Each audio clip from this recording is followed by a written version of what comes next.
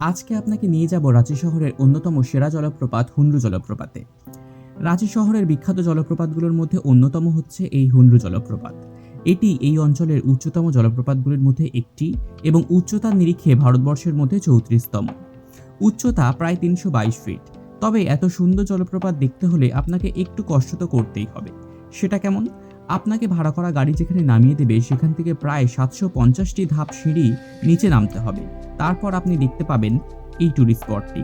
তবে হ্যাঁ, সিঁড়ির ধাপগুলো সচরাচর আমাদের বাড়ি, স্কুল, কলেজে যেমন থাকে তার তুলনায় এই ধাপগুলি অনেক নিচু নিচু। এই দীর্ঘ পথ কিন্তু মোটেই খারাপ না। সিঁড়ির দুপাশে অপরূপ প্রাকৃতিক শোভা দেখতে পাবেন, সারি সারি গাছ, দূরে দেখা যাচ্ছে ছোটনাগপুর মালভূমি।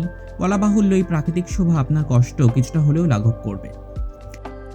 এছাড়াও কিছু দূর পর পর গলা ভেজানোর জন্য পাবেন চা, শরবতের দোকান। একটু জিরিয়ে নেওয়ার জন্য সিঁড়ির দুপাশে বসার জায়গাও আছে।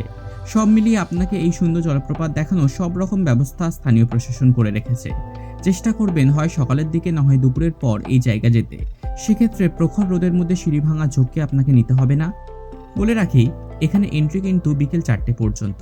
ফেরার সময় যথারীতি আবার আপনাকে 750টি সিঁড়ি বেয়ে উপরে উঠতে হবে। বলা বাহুল্য, নামার থেকে ওঠার সময় অনেক বেশি বেগ পেতে হবে আপনাকে।